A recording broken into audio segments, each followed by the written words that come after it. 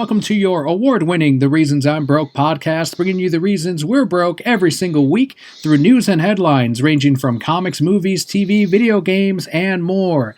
I'm Daniel, and in sector number 466, joining us on the co-host chair is Matt. How are you, Matt? I'm great. Great to be back on. Thank you for having me. We have a news-filled episode this week, ranging from gaming and DC, movies. Almost every topic that we normally cover on the podcast is featured on this week's show, so let's jump right in.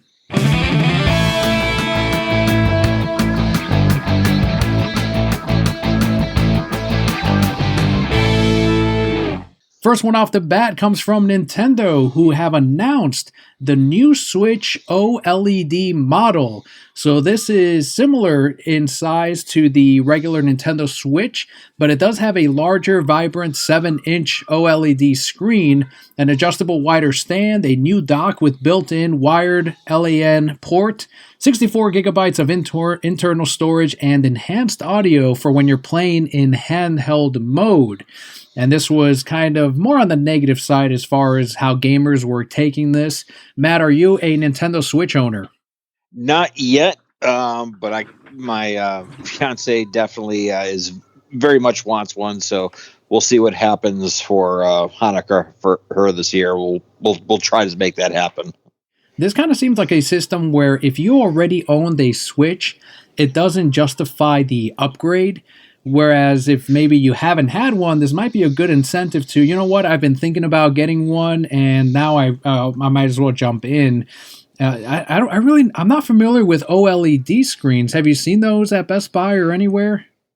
You know, I recall reading, hearing about them, and I feel like OLED technology was something that wasn't quite up to snuff probably about 10 years back, but I feel like it's been making gains. So it might be there now, and I'll find out when I start seriously looking at a Switch. Like I said, I'm not there yet, but after it wasn't so much this, it was watching a game that a friend of mine's daughter was playing with it with their Switch.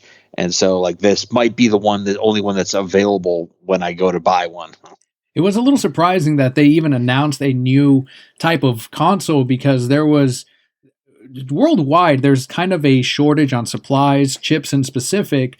So a lot of people were not expecting a new Switch this year, especially since you can't even find a Switch, a normal modeled one, but Nintendo's doing it, and they decided to do it for this year, which was very surprising for me. I think I personally would have probably held off till next year if I were them, but it could be that maybe they've sold off of their normal stock of Switch items, that they're like, you know what, might as well, if we're going to build more, we might as well build something that's going to be $50 more expensive.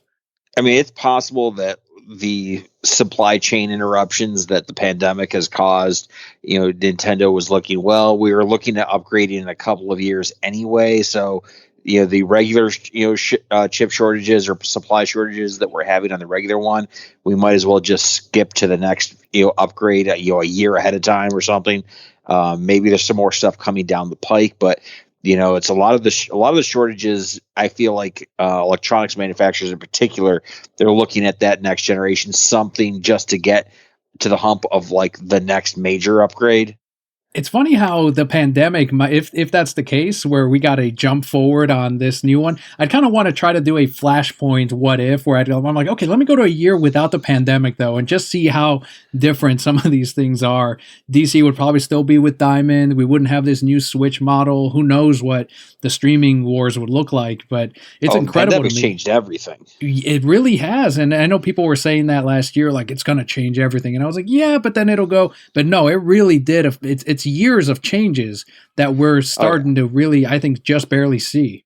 So you're in the Orlando area. Has it seemed to you like, not just everywhere you go, that it seems like it's last summer's tour, what would have been in last summer's tourism traffic with this summer's tourism traffic at the same time? Yes, it definitely has, and they kind of creeped up a little bit earlier this year.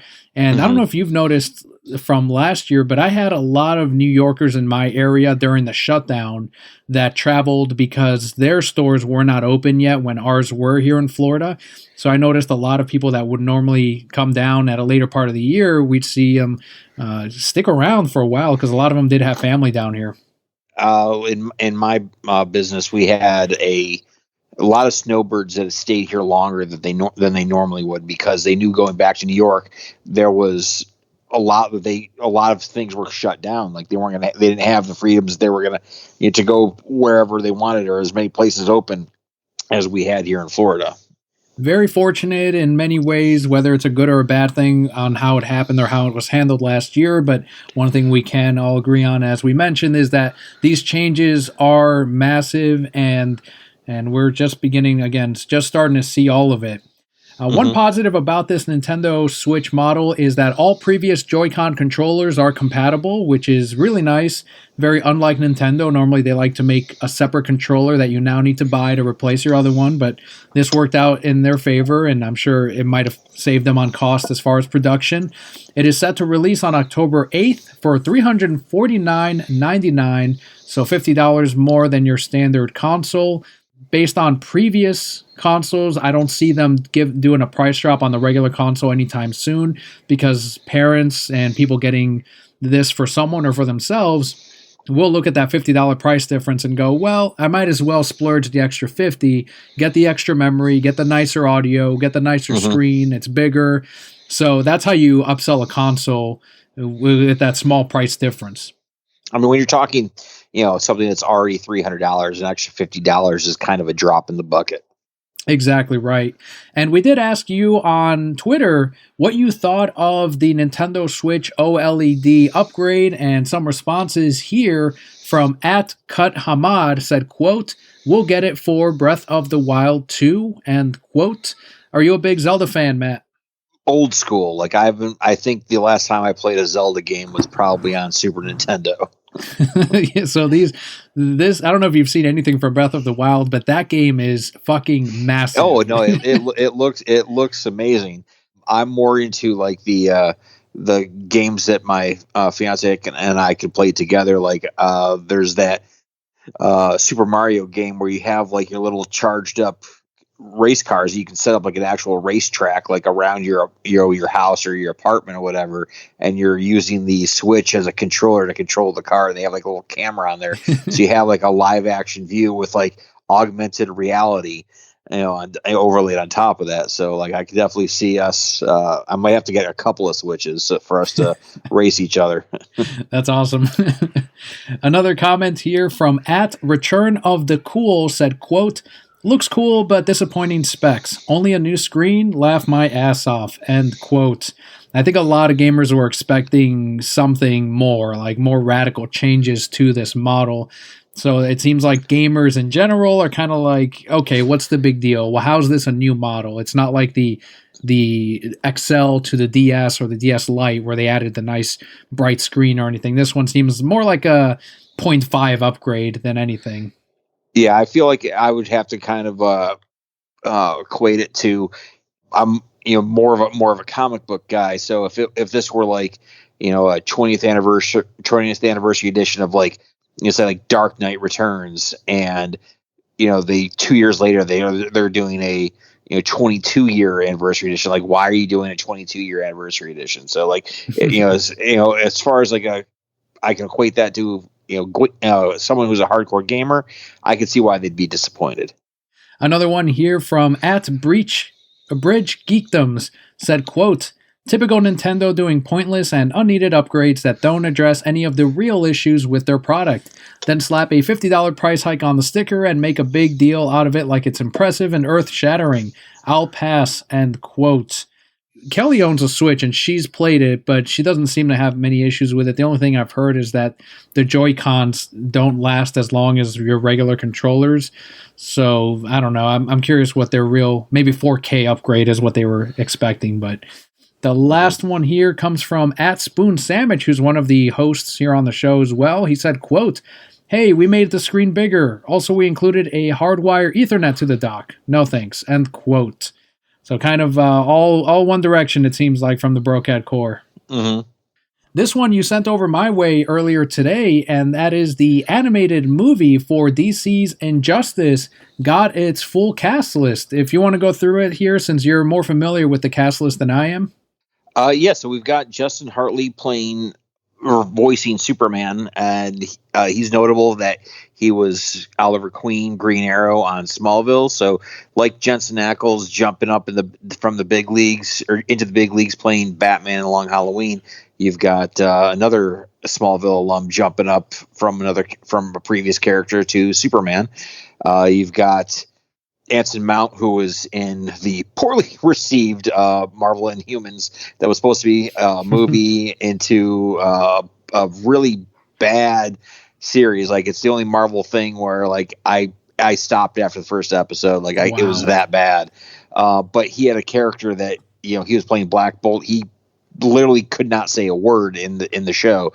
But he's been in other things like Hell on Wheels, and he played Captain Pike in Star Trek Discovery. So like, he's not a guy who's untalented. I like his voice as a potential Batman way more than Jason O'Mara, who's been doing them in like the new 52 animated version.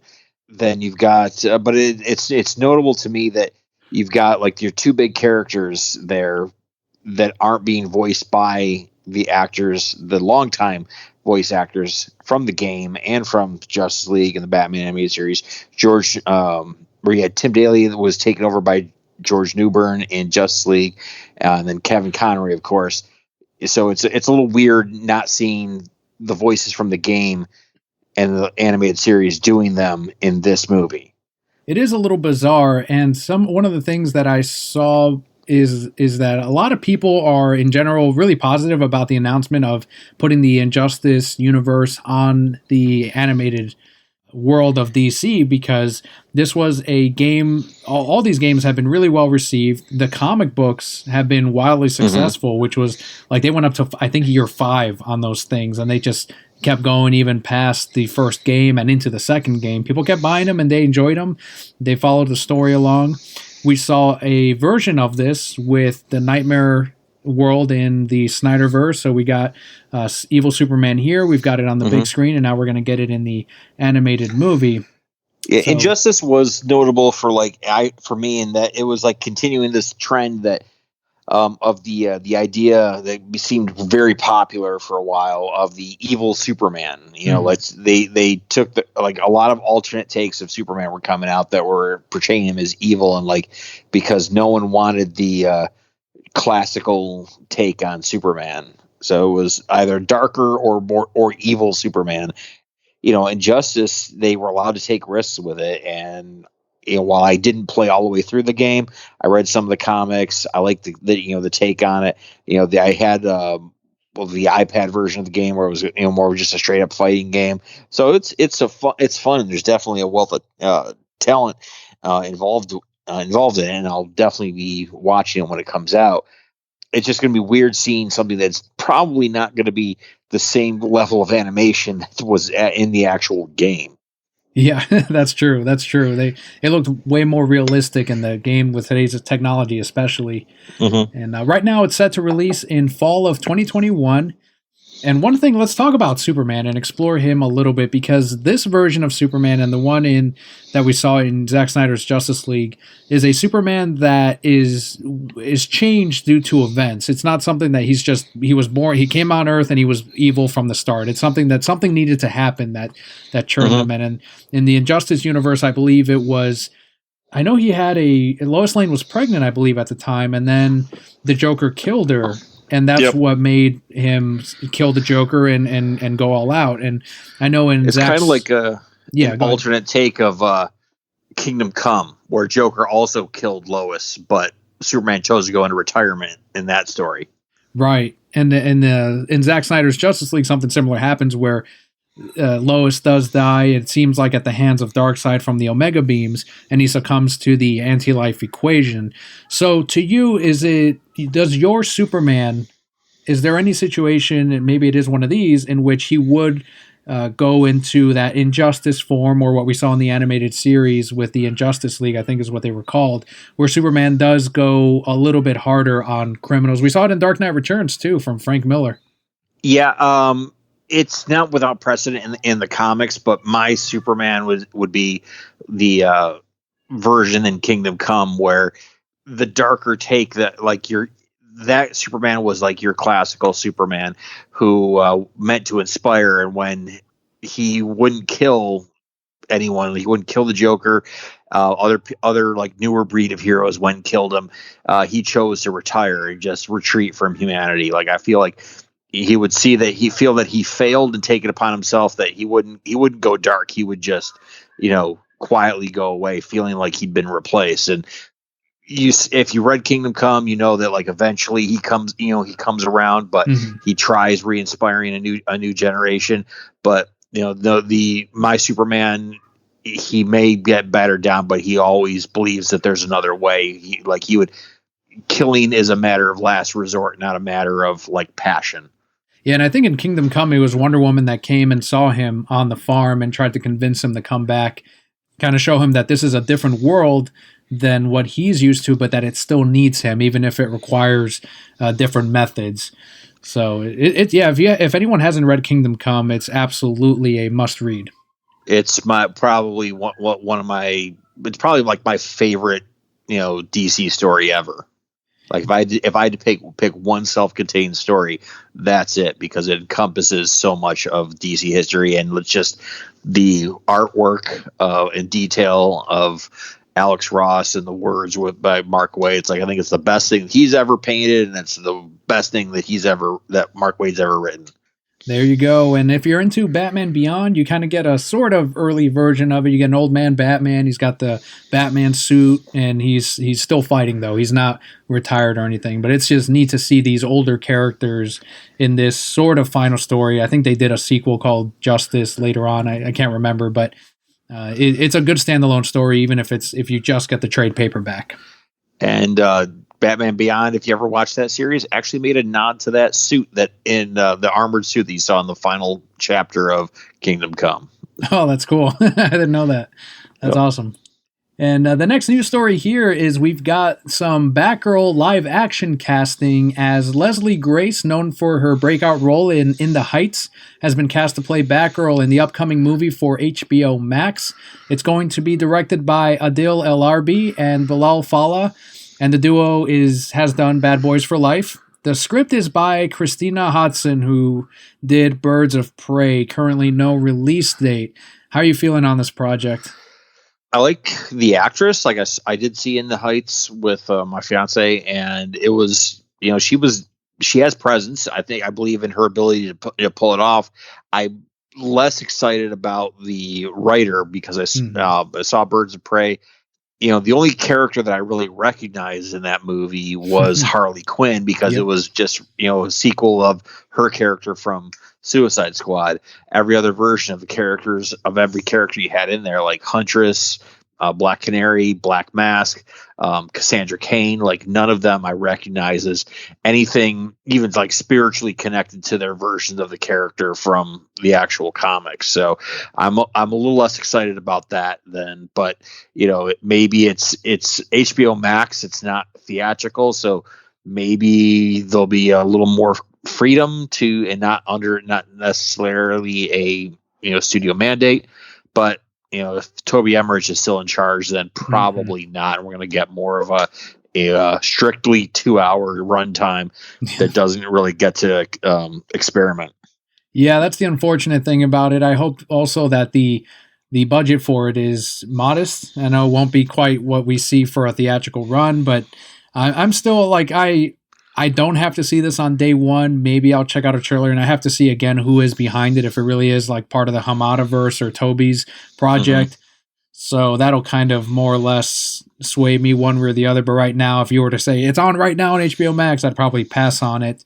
It's funny that you bring up how some of these characters were unrecognized, because Gail Simone actually tweeted out last week that they consulted her for the Cassandra Cain character, and that they were specifically mandated by the studio to not make her like the comic version of the character. And she didn't give reasons as to why, but that seems to be, if they did that for the other characters too, that maybe it was a studio mandate to make them more original than their comic counterparts for whatever reason.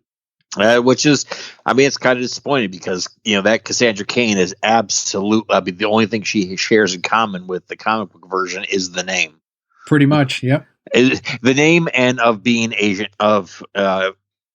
descent. Exactly. That was about it. Yeah.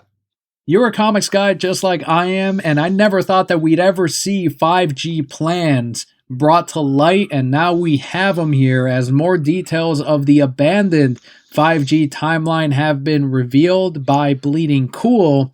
So this is what would have happened. Anyone that is unfamiliar with this is the initiative that they tried to put into place last year, specifically championed by Dan DiDio, who then was fired by AT&T from DC Comics, maybe by editorial. We don't really know the specific details on it, but as soon as Dan DiDio was gone, then the 5G plan no longer, that was completely canceled, and instead they went with DC Future State and what they're doing with the characters right now.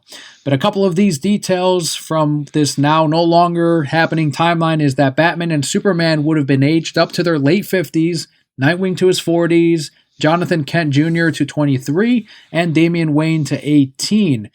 And one of the big things here is that Bleeding Cool reported that the creators were asked to just portray the new characters as these ages without any explanation, jumping from one issue to the next, and Death Metal would have ended with the new DC timeline established and the characters now at these new ages. Before we go into more details on this universe and some of these characters, I'm sure they would have later on explained what made the time jump happen. But what are your thoughts on this future pseudo event, I guess, or even it's almost like a new relaunch?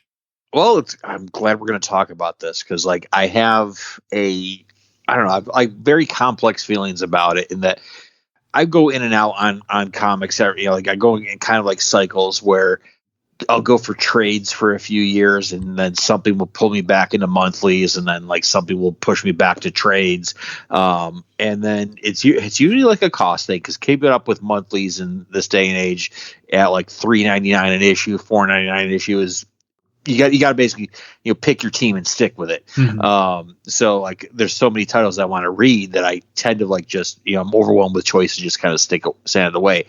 DC, feels like ever since Paul Levitz, who was the longtime publisher and then editor, or editor-in-chief, then publisher, and then president, since he left and the importance of Jeff Johns, Jim Lee, and Dan DiDio were kind of like sharing similar power, it seems like they've been struggling to find a direction. Well, they haven't been as like artistically experimental. And this 5G thing sounds like one of those things that would have brought me back into the monthlies because I'm a big believer in, okay, a story should be allowed to end. A character should be allowed to age. I understand it, as someone who is running DC Comics or Marvel Comics, that you're looking at things where you want to keep your characters like kind of like forever stuck at a certain age because every new issue is someone's new issue. And, if they're picking up one issue and you've got 35-year-old Batman, and then the next issue he's 62, then without any jump, that could be very jarring, and it's a risk that you could be dropping your entire fan base or a good chunk of your fan base who doesn't know why this suddenly happened. I firmly believe that a story should be allowed to end, so it has impact, that there are actual stakes. Like, that there's always going to be a Batman comic book. There's always going to be a Superman comic book. There's no real stakes to it. So you kind of have to, put those characters around him in peril where you don't know where their story is going to end, but there's always going to be a Superman story. There's always going to be a Batman story. But this 5G thing sounds like, okay, maybe Bruce Wayne will eventually die, but you have another successor that you don't know where their story is going to end. So I feel like this 5G thing was a very risky experiment, but it was one that I would have been all in on. Like I would have loved to see, a young Superman that, that has to live up to not only that his, the shadow of, Clark Kent, the original and the first Superman, but, now he's kind of coming in to his own. Like he might not necessarily have the same powers. He's young, he's inexperienced, but he's also raised by the best superhero of all time. Like, so he probably has a little bit more knowledge. or he could be a little overconfident in his abilities because, hey, Superman will always come and save me. But like, then you've got Batman, well, he obviously, like, the injuries that compound and that he gets older.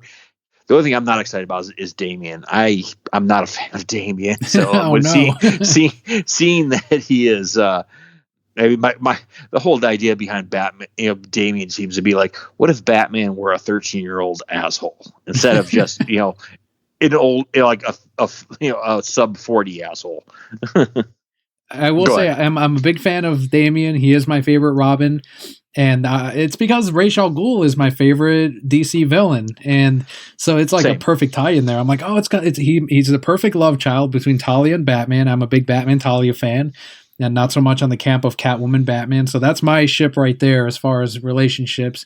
And Ra's al Ghul's right there. Also, it's all like perfect and encompassing. He was raised by the Al Ghul, so he's obviously not going to be a nice person, a nice kid, and instead he's kind of coming around under the Bat family as he kind of learns some humility, and he's learned how to work with everyone. We've seen that growth. Grant Morrison made him to be unlikable, but then Peter J. Tomasi and Pat Gleason like made him really likable, and I think since then he's kind of gained that younger readership maybe, and maybe some people have turned around on him.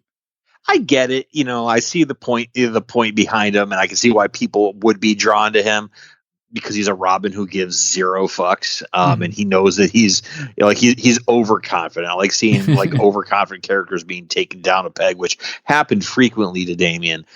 It's one of the things where like I want to like Damian, but I can't because there's also it's tied into like Grant Morrison created you to replace Tim Drake, and like I really like Tim Drake. I was a Tim Drake fan. Mm-hmm. And one of the things that would have happened with Damian is that he would have been actually the villain of this new 5G world. He would have been the new Ra's al Ghul. Instead of following the path of his father, he would have followed his grandfather. And instead, Jonathan Kent would have been at odds with Damian, his childhood friend. So there would have been a lot to explore there story-wise. And that's also how they compared it to Magneto and Professor X, like that relationship between the two characters, which I think would have been really fascinating for me. Even though I like Damian, I wouldn't have minded. I wouldn't have cared to see that. Like that would have been cool to see, to explore, and to see some stories out of. Yeah, I think there was definitely a mine of material to be dug out of that. Like I said, it sounds like an experiment and something that's a narrative risk to take, and like I would have been all over that. And the new Batman would have still been one of the Fox kids, but instead of Tim Fox, it would have been Luke Fox as Batman. So that would have still that change did continue in the current books, although Bruce Wayne is still Batman in a capacity just without his money and high-end gadgets. He's kind of more street-level Batman. So we're seeing some threads of this still existing in the current continuity, but it seems like the time jump was the main thing that was fully dropped. You mentioned how this seemed like a big risk, and very much like the New 52 was a big risk, full reboot. They gave us new origins for all of these characters. Seems like Dan DiDio is not afraid to do that. He had famously said that every 5 to 7 years, the comics line needs a reboot or a cleansing, something new to get everyone back on board, get all the readership back on. And then he said that the New 52, however anyone felt about it, it was a success for the first 2-3 years, but then they fell behind on scheduling, and he said that was one of the big problems, is that they didn't continue the steamrolling of the inertia of all of this energy and comics and stories and all of that. They just kind of let it simmer down, and that was one of the big problems. So that's one thing he did with Rebirth. He said, look, if you're not cutting it month to month on these books, instead of delaying the book, we're going to switch you out with another artist, and we have an artist right behind you that's going to take over. And that's something that he did keep up, and I think he would have continued it with 5G. Yeah, I really wish that he could have seen his vision out instead of this, kind of like Frankenstein version where it's kind of a similar things happen in like the Star Wars universe where you had like a bunch of like comics and books and stuff that was relegated to, what they call legends and not official canon, but they've taken bits and pieces from those stuff stuff that's been jettisoned from canon, and found ways to plunk it in different areas or of like the new live action stories or the animated series. They're finding new ways to bring like this old material that is no longer canon and making it canon just in a different place. And that's what like that whole future state thing seems to be. And, where it's like, okay, well, we're just going to give you this what if kind of version of the DC universe and then, see how that catches on. So it was more like a pilot program, where DC used to do that 5th week thing, where you had, there was sometimes there's a 5th shipping week in a month, and they would have like that week, since they had no new like regular titles, they would make a whole event that week where it was just like a slate of new titles that are all interconnected as one story, and then that was it. Right. Yeah. These days they do annuals that week. It's really obnoxious. I listen to the Word Balloon podcast, and he frequently has DC writers, all kinds of comic writers on there. And John Citrus does a good show. He's amazing. He's incredible. And the people that he had on there, the feeling I got from some of these writers and artists, and James Tynion revealed also that the Batman versus Zombies, I think is what it's called, or no, Batman vs. Vampire series that just got solicited this week. He said that was his story after Batman 100 because he wanted no involvement in the 5G plan. He still had a 1-year contract exclusive with DC. So he's like, okay, well, I'm going to work on this for you guys, and I'm not going to work on the main line. And I did get that message from some of his other interviews that a lot of these writers were like, look, it was a good idea, but a lot of the editorial, a lot of the writers, they weren't on board with it.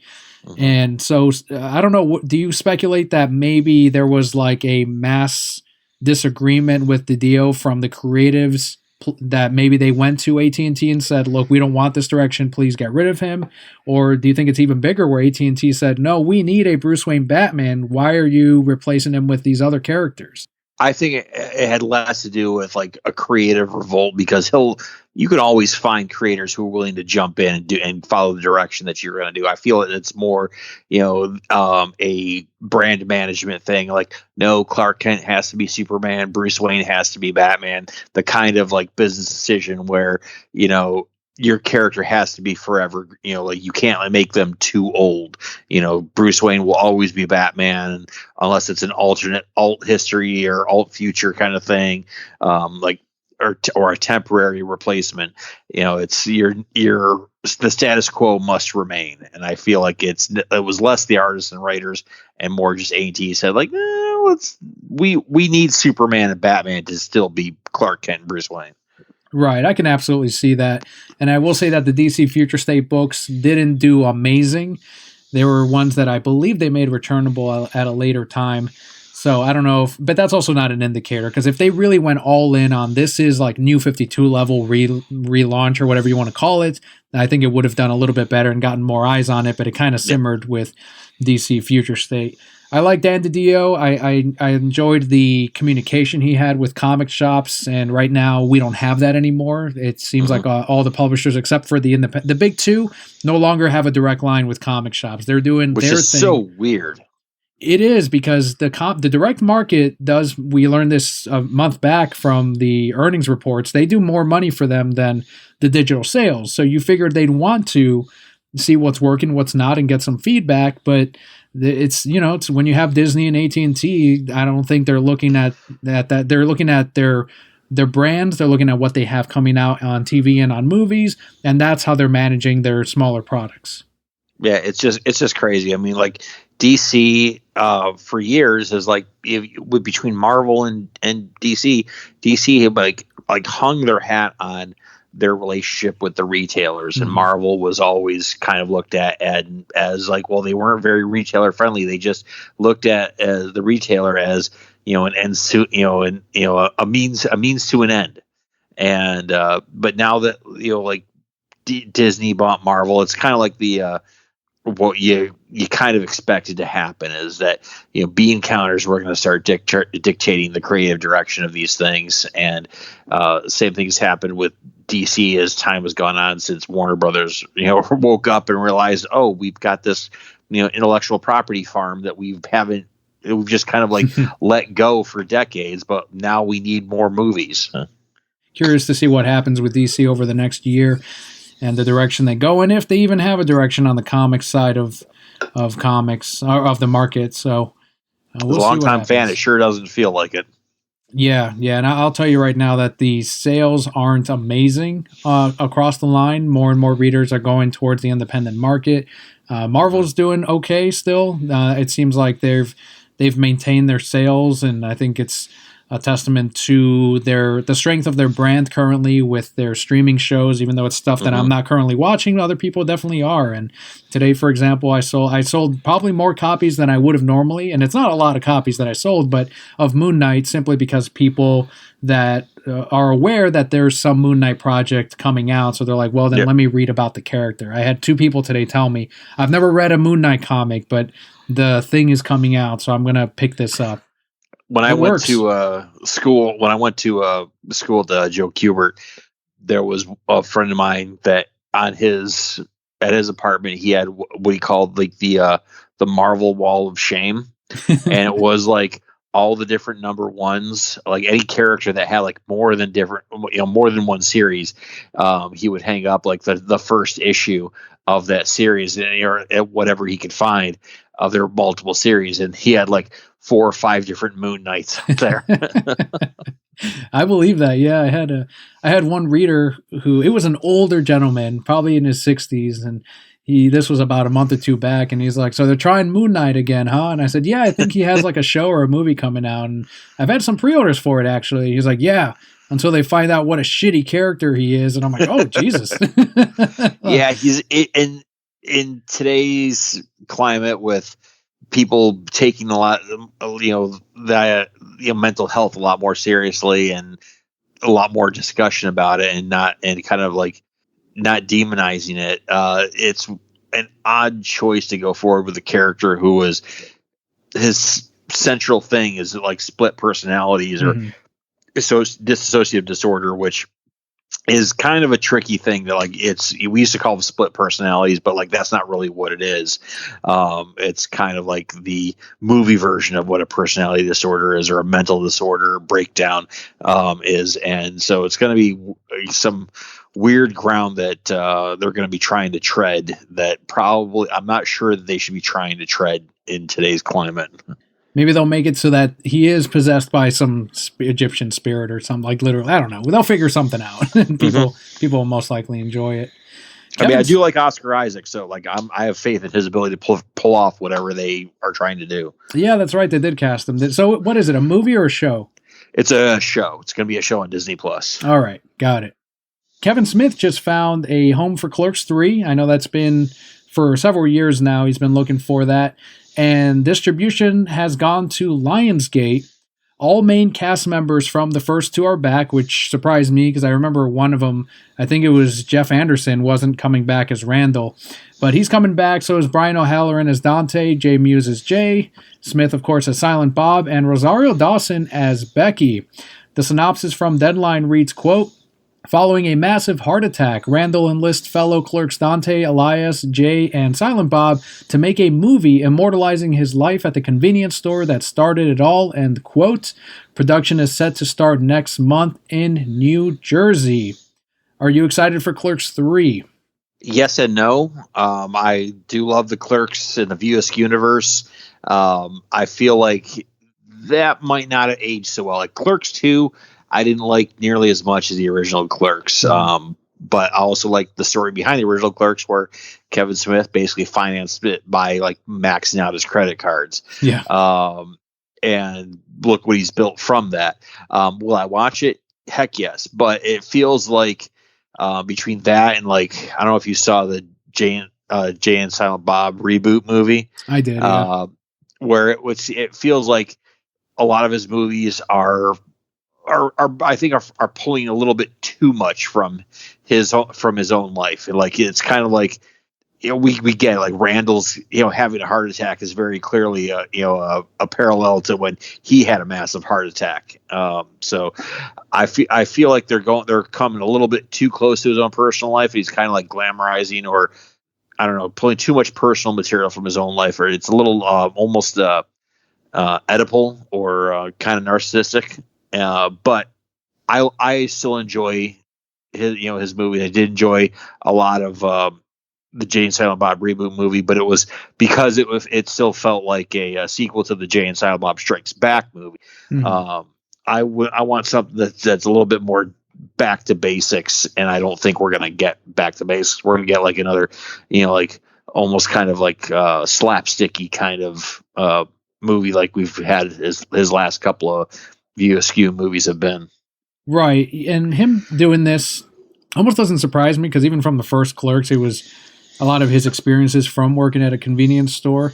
But I Mm-hmm. think that the difference now, and I've heard it on his podcasts, is he's not interested in making cinema. And I know it sounds weird to say it that way. It sounds like pretentious, but he's making a project that he wants to see rather than something that he can take to it was one of the award shows that he ended up taking Clerks to at Sundance.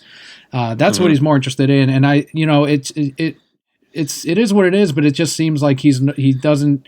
It's more like a personal project rather than a movie for anyone to enjoy. And you know what? He wants to do that. That's fine. But I think you're right that the quality of these movies aren't going to be up to par with what he used to do in back Yeah, with I don't Clerks. know that he has another Chasing Amy in him or another Clerks or it's I feel like his best written work is probably behind him. But you know what? He did all that. It gave him the freedom to go make the movies that he wants to make, and if Mhm. he wants to make it, sure, he'll make his production back on it. Like Yes. that's a given. Yeah, I mean, he has just with the Lionsgate deal alone. Exactly right. Plus his massive fan base, and I think he learned quite a bit from the Tusk release of the film. So they'll be, I think, a little more careful. Even with something like Clerks 3, I think he'll easily make his money back. So he'll be Yeah. okay on that end. And speaking of box office returns, after last weekend's $80 million haul, Black Widow has dropped 67.5% in its second week. This does set a Marvel record for largest second week drop. The drop was so severe, the National Association of Theater Owners opted to release a statement blaming Disney's decision to release Black Widow both in theaters and on Disney Plus Premier Access at the same time. A lot of people are saying this is also contributing to pirating of these films that are coming out on both streaming and in theaters. Now, why do you think it had such a massive drop? I feel like the Black Widow movie should have happened long ago. It shouldn't have happened after, spoiler alert, killed her in Endgame. Endgame. And if you haven't seen Endgame by now, then I mean, it's well known like this movie takes place before their big Infinity Saga thing, and Hmm. it's a prequel. And so when you have a prequel movie where you know where the main character story ends, that like the stakes aren't there, and I'm all about stakes. So by extension, the entire movie ended up being an origin story for the next person to take the Black Widow movie or the Black Widow like title in the Marvel universe. So I saw the movie. I actually went to the theaters to see it with my fiance. It was kind of like a break from the madness of packing and moving. And I enjoyed it, but I always recommend like when someone's watching a series of movies, I always say watch them in release order, not in timeline order, because the timeline order is always changing when you have a big sprawling universe Hmm. of movies like this. Watch it as the movies came out. This is the one movie where I'd say, except for the end credit scene, this should be seen before Avengers Infinity War, because I'm sure that you had a good number of people who aren't familiar with it that just wanted to see Scarlett Johansson like kicking ass and see the character, thought that they were somehow going to bring her character back to life after Endgame, and they saw this movie and the word spread that okay, no, it makes no difference. She's still dead. It was a good send off for her, but it's also like I know you like cinema and film, and this was definitely popcorn. And I enjoy popcorn. This, and I think there was that word of mouth that okay, doesn't actually bring that character back, along with people being able to watch it in their homes. Like you could play that $30 premium access on Disney Plus, but you could have 10, 20 people at your house watching it. So that's people who aren't going out to see it, and it's the height of summer. I think a lot of theater owners, the reason why they made this statement is because I think all of them were counting on, if there's any movie that's going to bring the movie going public back from the pandemic, surely it would be a Marvel movie. They don't, they sneeze and they make $1 billion. So I think there was a lot of like lofty expectations on the movie, and I just feel like it came out at the wrong time. Like it should have been long before now, that this movie should have come out like well before her character's story came to an end. I do think it was funny that the theater owners immediately went to that, because they've been very against both Disney and AT&T doing that duo, and even I think Vudu or one of the other, Universal did the early rental like 2 weeks after the premiere. Trolls World Tour. That's the one, yep. And they were thinking of doing it for the new Jurassic World, and that's when AMC was like, well, then we're not going to play any of your movies. it was really interesting last year how they got into it. So that didn't shock me that they quickly blamed the Premier Access, and I don't know if that's mainly the reason why. I think we'd have to see how many of these movies. It's such a weird year to gauge all of this at the same time too, because I don't think you can point a finger at either Premier Access or the pandemic or the fact that maybe the movie didn't have the greatest word of mouth. It could be a number of things. Like I said, I feel like there was a lot of pressure on Marvel, and the expectation was high that Marvel doesn't release something that doesn't make $1 billion anymore, or like hundreds of millions of dollars these days. Or their movies have legs. They'll stick around they'll dominate the box office for a month.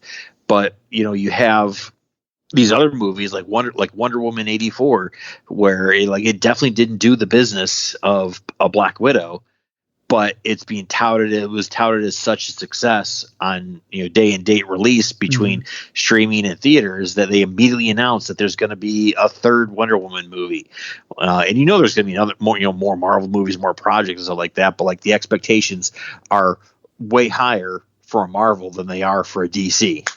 Absolutely. And something that Patty Jenkins was talking about with Wonder Woman is she's still against the day and date streaming, and says that it won't last. She famously put in all caps, make sure to watch Wonder Woman 1984 in theaters when she was promoting, and HBO Max when she was promoting 1984.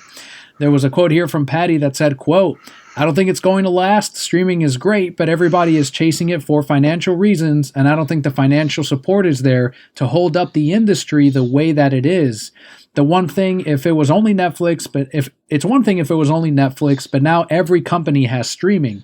People are not going to subscribe to that many. Are studios really going to give up $1 billion movie just to support their streaming service?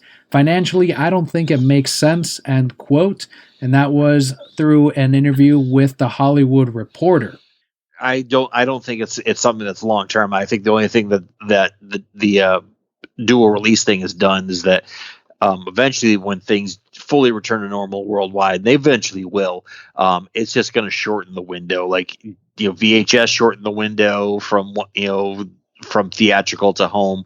DVD shortened it even more. Streaming shortened it even more. So like it's just shortening that window from when something comes out in the theater to streaming. So when things fully return to normal, you'll see like a movie will come out. It's got to make its money in like 2 or 3 weeks, and because in 6 weeks it's going to be on one of the streaming services. And there are a lot, and I'm subscribed to a bunch of them. And there is, but I'm not going to subscribe to one just for one particular thing. Like HBO Max is like got my money because of the Snyder Cut and the DC Universe content that they're putting out with like Titans and the animated movies coming there. So like they've got my money for that.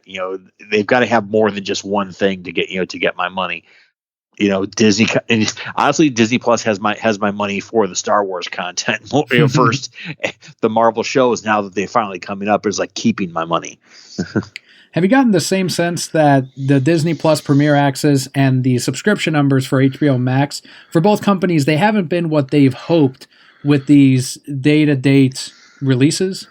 I feel like the Premier Access thing was a big misfire. Like they should, I feel like you have people who are already paying for that.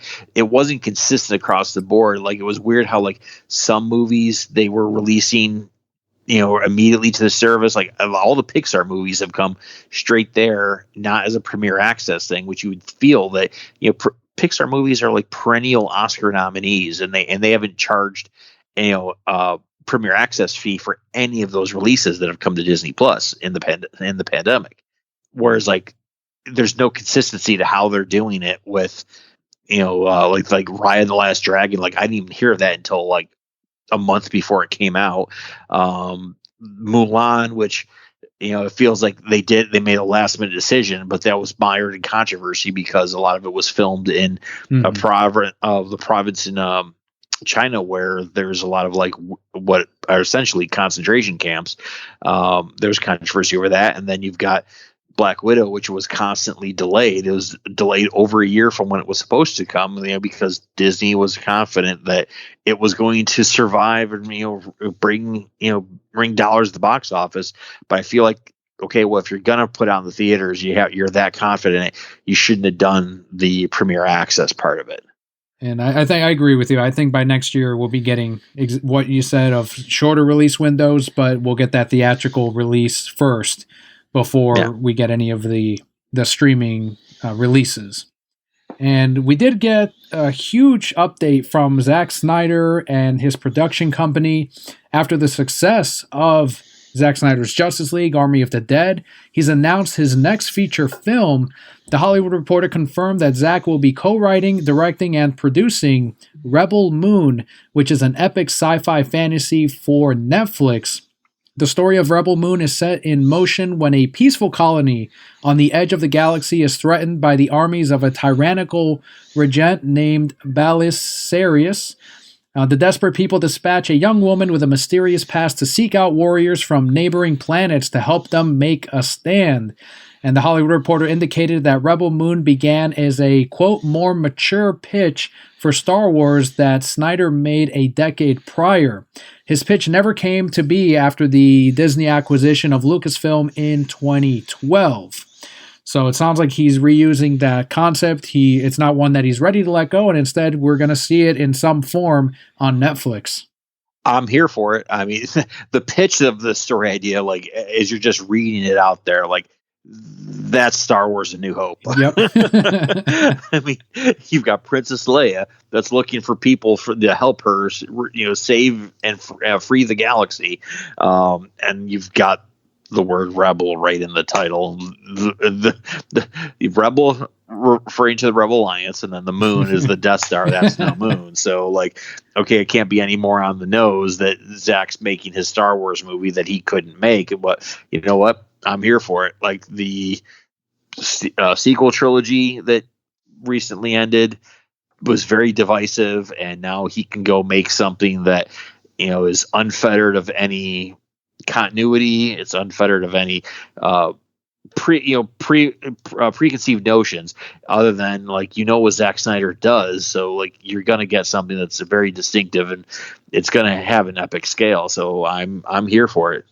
Snyder went on to say in a statement, quote, "This is me growing up as an Akira Kurosawa fan, a Star Wars fan. It's my love of sci-fi and a giant adventure.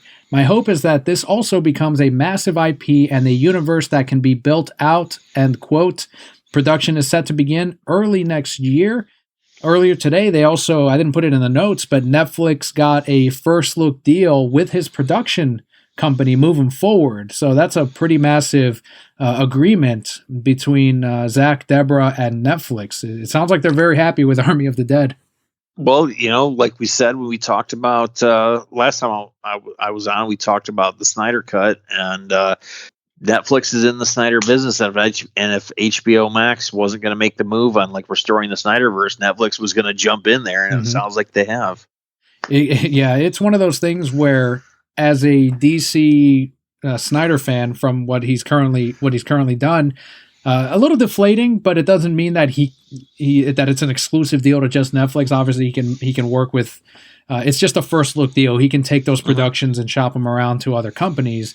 But again, whatever makes him happy and wherever he wants to go and where he will be appreciated, I'm for it. If he never makes another DC film again, but continues making movies, I think his fans are going to follow him to Rebel Moon, to the next Army of the Dead, whatever he decides he wants to make. Absolutely.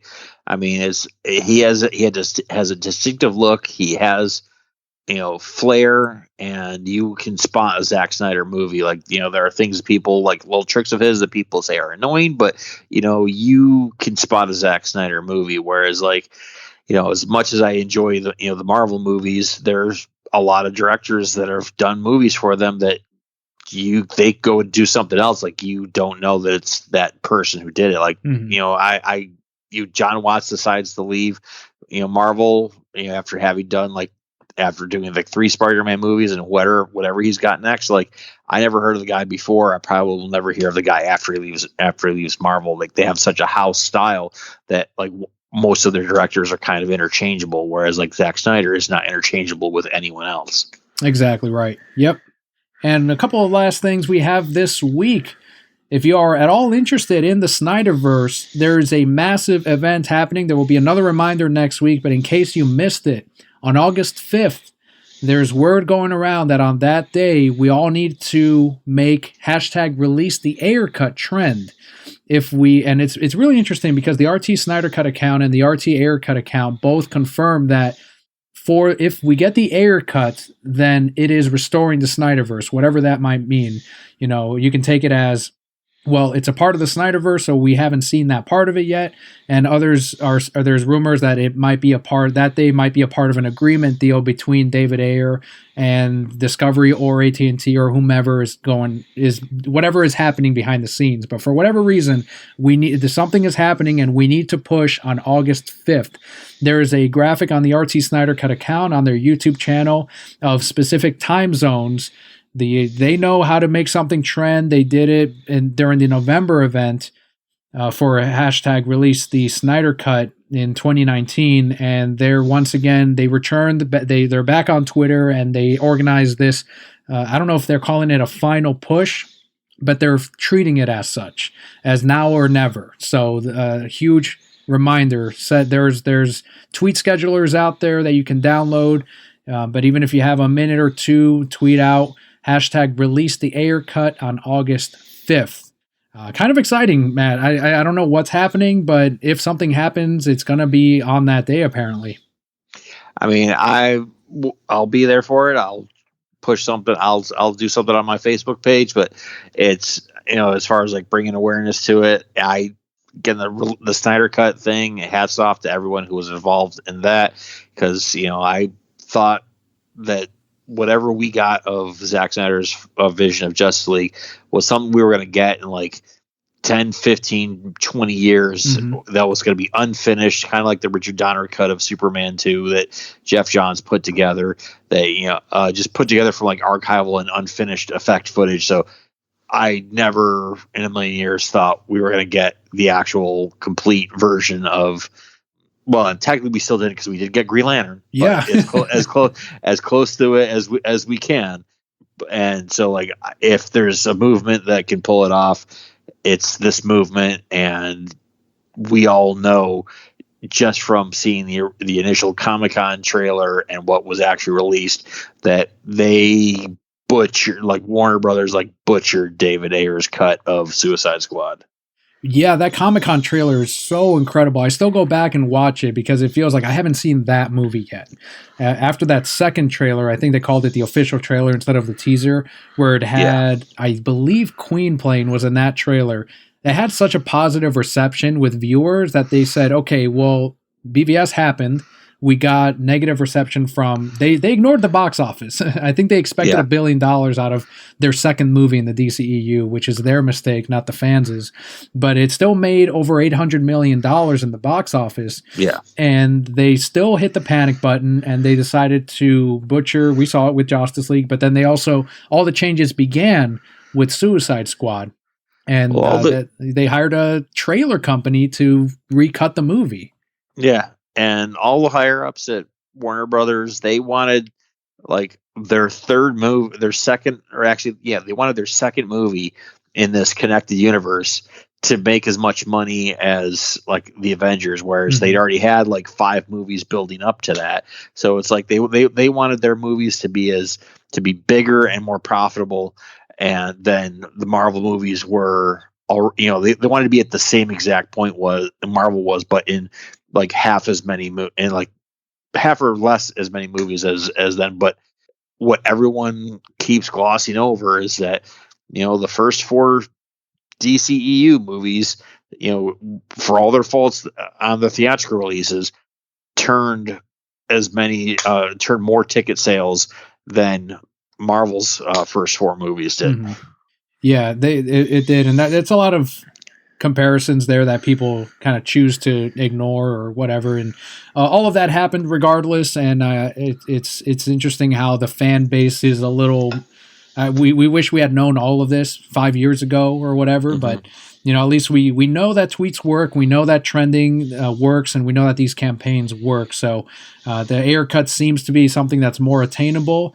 David Ayer has said that it's more complete than what we think it was the Snyder cut at that point, and I know he has put up on Instagram some instances of him watching his cut of the Ayer cut this year, so hopefully that means something. And he's being very cryptic over Twitter and Instagram, putting out things like reach and, you know, things like that. So obviously something is happening with David Ayer and either Discovery or AT&T. And we'll see if we can get that original tone and the original plot to the David Ayer Suicide Squad. I don't think we'll get parademons like he originally intended. I don't think we'll get Steppenwolf like in the original script and in the concept artwork. But you know, I'll be happy if we can at least get David's vision for what he had to work with. I mean, get some justice for Jared Leto and get most of his Joker storyline restored that we know got cut. Yeah, I think he said that most of his footage got cut out of the theatrical. He's like, was there anything that wasn't cut? was one of his quotes. So. Yeah, they were talking about like there was enough Joker and Harley material to basically make its own movie. Right, exactly. So hopefully it happens. We'll find out after August 5th, but there will be another reminder next week. And last one is, if you haven't yet voted this month for the 2021 Podcast Awards, the podcast that you're enjoying right now, hopefully, is up for nomination periods for People's Choice and Games and Hobbies. So we're trying to go for 5 for 5, 5th year in a row nominated on the Podcast Awards. A lot of you have already voted. Huge thank you for doing that. But if you haven't yet, all you need is a quick account, email address through podcastawards.com. And you don't have to vote in all categories, but if you recognize other podcasts than the other ones, I know Tell 'em Steve Dave is under the comedy category. Feel free to go on in and vote for your other favorite podcasts as well. But if you're enjoying this one, vote for us under People's Choice and under Games and Hobbies. Would love to be nominated along with the slate of amazing hosts that you enjoy each week. Last thing we have this week is the BroCat Block. So we are finished with the news section. This is the more personal side of the podcast where you get to know myself and the host this week. So if you're tuning out, thank you so much for tuning in, and we'll see you next week. But otherwise, let's head into the BroCat Block. Matt, what's been going on with you this week? Craziness. My fiance and I just mostly moved into our new apartment. We've got a few odds and ends clean up at her place and my place, but we're probably about 90% all moved into our new place. And just the excitement of that, and then the long laborious work of finding the perfect place for everything and combining her stuff with my stuff, and just kind of just settling in and unpacking. We neither of us at our previous places were we ever like fully unpacked from where we had moved from prior. So this time we're now that we're both under the same roof, it's all kind of commingling. We're looking at being fully unpacked for the first time in a few years for both of us. And so this is an important period. Then you're both moving in together. I'm assuming you didn't live together before all of this, or did she kind of have her own place still under contract and then you moved in? Yeah, she had her own place. I had my own place, but we both have spent so much time together that either at her place most or at my place. Mhm. She's been able to work at home pretty much since the lockdowns of the pandemic started, like March of last year. So she's been spending more time at my place and kind of like because she was tied into a lease, basically paying for storage for Mhm. high end storage for all of her belongings. So we've been mostly living together for the last year, but it's been kind of like living out of laundry bags. Neither of us had enough place at or enough space at her place or my place to like kind of like settle in everything, and so it's been kind of like just living out of like laundry bags or Right. takeout and stuff like that for like the last year. But now we're in a place where we can spread out, we can go through things. We've both purged a lot of things, and I'm sure more stuff will get purged as we're settling in. But we're talking about Nintendo earlier, like the Switch. Like, well, we're going through like we were packing up her place, and she's got from her brother and lives in China and like the stuff that she's had. We've got an old NES, we've got a Sega Genesis, and we've got an N64. So we're probably going to set up like a little retro bar, in our apartment, or whether we'll either clean them up and use them as just like decorative museum pieces, or they're still playable as far as we know. We're going to find out. So like Mhm. I might be playing some old school GoldenEye soon. That's awesome, man. That's really exciting. You're in that part where you can really play around with the space and get some Yeah, ideas and make the display that you want. yeah. That's great. That's exciting. I'm gonna have we've got two bathrooms, so like I have a Batman bathroom. Nice.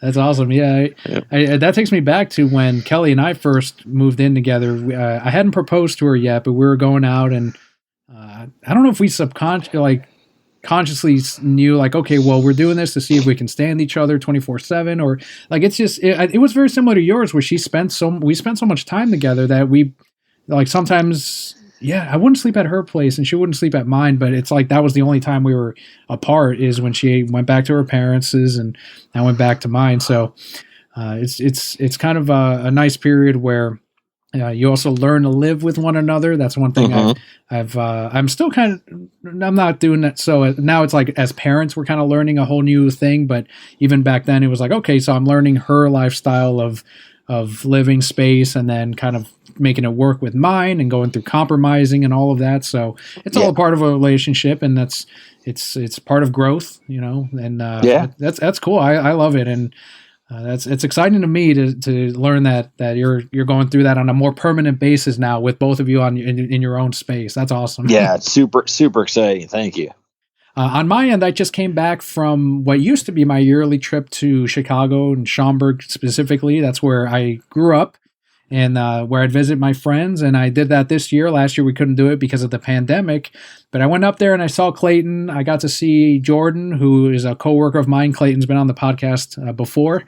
But it's interesting going back to Illinois now that gambling is legal. So that's something Oh that is wow. still weird to me, and it's got its own ups and downs, I guess. Like I go to my Hmm. old pizzeria, the Garibaldi's in Hoffman Estates, and there's slot machines in the back where they used to not be, and it's like all right, well, and we went to the casino almost every night. And that's like the only time I get to gamble. And I know they have one here in Florida. There's like you go out to the coast and there's a casino cruise that you can take for the day. So Yeah, I've been on that. yeah, how is it? Is it fun or would you not It was recommend it? well. I would recommend at least doing it once because it's a fun thing, but it's if smoke bothers you, once they get out a certain way, they allow smoking on the casino floor. But it's a fun little 4 or 5 hour cruise. The time that I went on it, a friend of mine had like won like so many spots out like through a radio or through like one of the radio stations in Orlando, and they were doing the event. They were promoting was like a reunion of X number of like old Playboy, bunnies, playmates from years past. And when you got there, they have like this big poster showing like all the different Playboy bunnies, like the headshots of when they were like in their prime, when they were in the actual magazine. But like, I think like the youngest that I saw on there was probably, I don't know, 60. So it was like, there's no way you're going to recognize that picture versus someone who, is 40 years older than what they are in that picture. But aside from that, it was fun. It was a fun experience. I recommend at least trying it once. All right, yeah, maybe I can get Kelly and we'll drive out there and check it out because I've still got that itch. I ended up getting a bit of food poisoning halfway through my vacation, so I was kind of like, at that point, I wasn't in the mood to gamble. I just kind of wanted to sit down and watch the White Sox game on the television that they had set up, which was nice. I got to see a Chicago White Sox baseball game. They don't really air them down here. So I was like, yeah, and I'm among fans. Like, normally it's all blue hats for the Cubs, but this year, because they're in first place, it's nothing but black and white. So I'm like, all right, it feels like I'm among my people, even though I know as soon as the Cubs do well or the Sox don't do well, they're going to switch right back to blue. But that it's just a nice change for once. But yeah, so as long as you go into it with the mentality that you're not gambling money, you're spending money, and when you like, I've got $100 to spend. When you spent that $100, then you're done. Yes, yeah, and that's something I did do. I took out 2 to 3. I think it was 300, and I didn't go through all 300. I ended up spending, I think, 175, and that's again because I got the food poisoning, so I was like, I don't really want to. And most of the time it's roulette. That's mainly what I played, and that's only because I know my $100 will last me 4 hours on that. I'll lose it all, but I can at least play for a while. $5 blackjack tables are my weakness. I've tried blackjack before. I'll have to give it another go because I remember being like, oh well, there goes my 20 in 10 minutes. Go to the $5 table. See, my secret to playing that, or my method is, you go to the $5 tables. When you win, they put that chip in front of you. Just like wear a jacket that's got like a pocket in there. Just drop that chip into that pocket. So that you don't touch those chips that go into your pocket. Oh, because otherwise, does they go right back into the next bet? Is that how that works? Okay. Exactly. You think that you're kind of like you're squirreling away like your nickels and dimes, and that stuff kind of adds up. Whereas like if you still have it on the table, you think like, okay, well, I'll win it back in the next hand. Oh, I see. If you lose. So, like if you put it in your pocket, then when you're done, when the chips that are on the table are actually gone, you still got something. Gotcha. Okay, that's good to know. A couple other things I did is I got to go to a couple comic shops up there. One called Keith Comics. Shout out to them. It's one that I, as a kid, used to go to, and Keith is still there running it. So cool. That's awesome. It's one of those things you rarely see, where over 30 years of it, I guess, he's been doing it, and still there, same exact spot. And he's got an amazing range of back issues. If you're in the Schaumburg area, go to Keith's Comics. It's an excellent comic shop. I picked up an Adam Hughes Harley Quinn bust that he had there for $50. A Sinestro. What are those old dolls that they used to come out with? Migos. Yeah, so it's like a Migos style Sinestro that they reprinted for the 75th anniversary of DC Comics, and That's had one awesome. Of those. So I picked up one of those. I'll share a picture on Instagram later. And then the other comic shop I'll give a shout out to is Thunder Comics in Streamwood. They used to be owned by Dreamland Comics, and Dreamland is where I had my subscription up until I moved out of there. And they went as an online store only, but Thunder Comics bought up their stock and ended up opening their own shop. So it's kind of like it's almost living continued in a way. But Thunder Comics is ran by Sarah, and she does an awesome job. So if you're in Streamwood, make sure you're in Thunder Comics. But if you're there anyway, you might as well also check out Keith's Comics, since they're pretty close to one another. But yeah, it's always neat to go to different comic shops and kind of see what they're doing as opposed to the one I work at. I feel like every major city's got like a Keith's Comics, something something like that. Like there was a Keith's Comics in Dallas that I used to go to. So like some comic shop that like has like the owner's name in there, and like that person's always going to be there. Like when that store closes, it's because Keith has moved on. Yes. Yeah, and that's what I got from one of the other comics. I won't say who it is, but that Keith has said, like, if he stops doing it, it's because he just he's retiring or he's tired of it. So I don't know. I didn't realize that you had said that you were originally from the Schaumburg area. I've been through there a couple of times. It's interesting, right? It's nice, but it's also like not Chicago, but it's Right. Did you used to live there, or have you just gone through? No, I went to a couple of cons that were out there. Not there was Wizard World was in Chicago proper, but then there was a couple of more of a like a multi-purpose fantasy con that would be out in Schaumburg. God, I can't remember which hotel it was at. It was like feels like a whole another life ago. But it was, I want to say it was a Hilton, but it wasn't a Hilton, I don't think. Probably the same spot that they've hosted the anime ASEN, I think is what it's called. They host some anime conventions now. I wouldn't be shocked if it was in the same halls or hotels. Probably I know that like the hotel that it was in had kind of like had a bunch of like interior balconies that like kind of like looked down on the lobby area. But it was I was out there for a couple of cons that were kind of like just encompassing of all different, but they were more fantasy and sci-fi than they were comics or movies. Yeah, it's a small world, right? Yeah. Even now, when I work at the comic shop, they'll I'll see someone's license, or it'll come up and it's like, oh, that's right by Schaumburg. A lot of people from Illinois move down to Florida, which to say the least, because there's other states up north that are moving down to Florida. It's definitely a growing area, and Orlando, all the neighboring cities, Winter Park, and all those places are booming. So yeah, it's pretty amazing to see. But outside of that, I think that wraps up our Brocat block and the podcast this week. I will, as far as call to actions, I will remind everyone that in case you missed it, the Brocat Core acrylic beanies just launched today as of when we're recording it at thereasonsimbroke.com.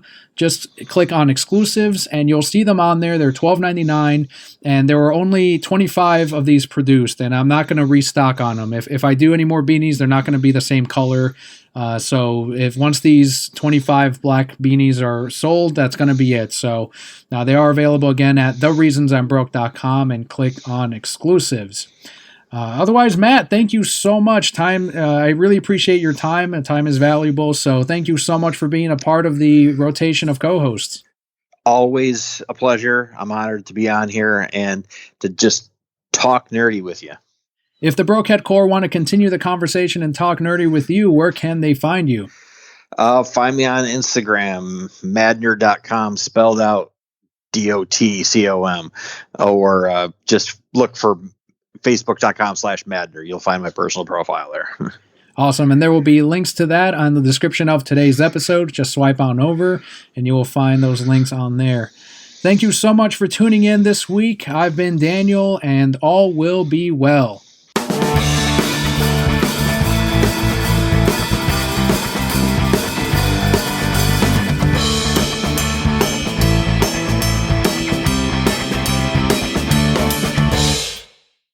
So this is how you know it's an old school shop, Matt. Keith's Comics. Comics is spelled with a K and it ends with an X. The X, yes, that's how you know things were edgy. X is for extreme. Yeah, there was a comic shop back in Texas that I used to go to. Like, I liked it. Wasn't like cluttered. It had a lot in there, but they called themselves Generation X Comics. I'm like, yeah, that's not a name that's gonna age well. And this was like well after there was a Generation X comic book. Wow. Yeah, and there was another shop. It no longer exists up there. It's called Gotham City Comics, and that one I always wondered if they would have had to go through a name change by now, if someone would have come down on them.